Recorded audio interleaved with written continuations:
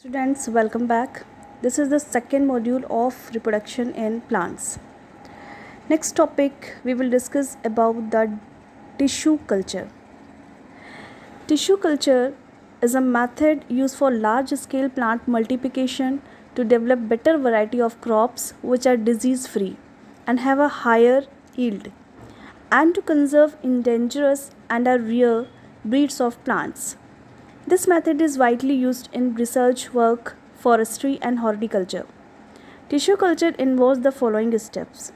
First step, a small piece of tissue is cut off from the growing tip of plants.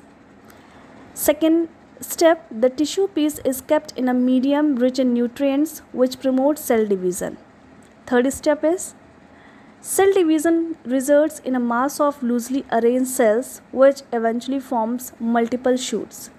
The last, rooted shoots are then shifted to pots and suitable conditions are provided to grow into mature plant. Then come to the advantages of vegetative propagation. There are some advantages of vegetative propagation over a sexual reproduction. First advantage is that it is a faster method of reproduction than the sexual reproduction. Second, in most cases, only one parent is required and hence a special mechanism such as pollination is not needed. And third, plants which do not have flower and produce seed can reproduce by this method. And last advantage is it produces exact copies of the parent plant. Next is sexual reproduction. The formation of new plants through the fusion of male and female gametes is called sexual reproduction.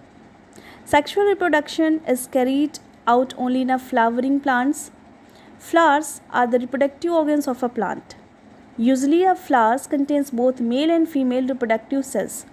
Such flowers are also called complete or bisexual flowers. When flowers produce either male or female cells, they are called incomplete or unisexual flowers. Such type of flowers are found in corn and papaya plant. A complete flower has all the four parts like sepals, petals, stamens and pistil. First, what is stamen? Stamen is a male organ.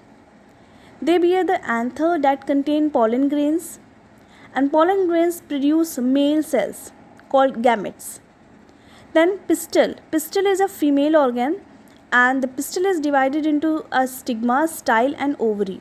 The ovary produces the female cells, mature plant flowers, and after undergoing the processes of pollination and fertilization, the flowers become a fruit. Fruits may have one or more seeds inside them and new plant developed from these seeds. Let us learn how the pollination and fertilization happens and how fruits and seeds are formed. Come to the pollination. The transfer of pollen grains from the anther to the stigma of a flower is called pollination. Pollination is of two types, self-pollination and cross-pollination. In the self-pollination, the pollen grains are transferred from the anther to the stigma of the same flower. It is known as the self-pollination.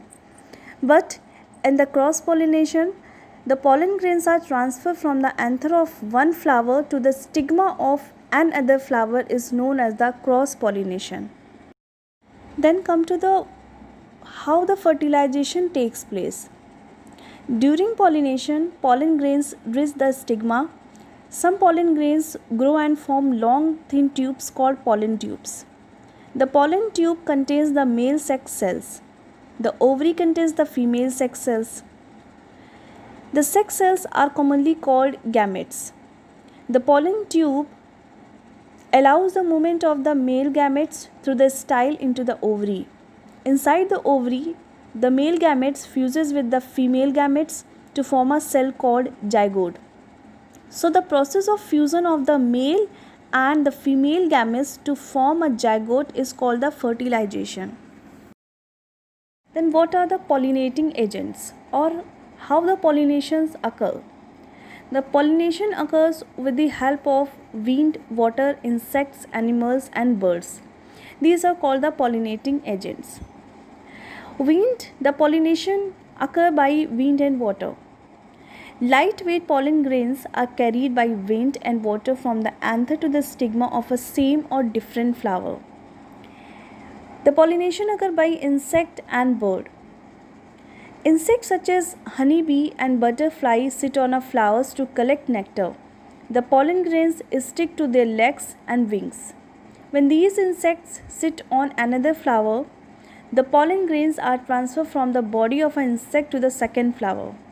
The bright color of the petals, fragrance, and the nectar produced by flowers attract insects and birds, thus helping in pollination. Night blooming flowers are usually white and fragrant, attracting insects such as moths.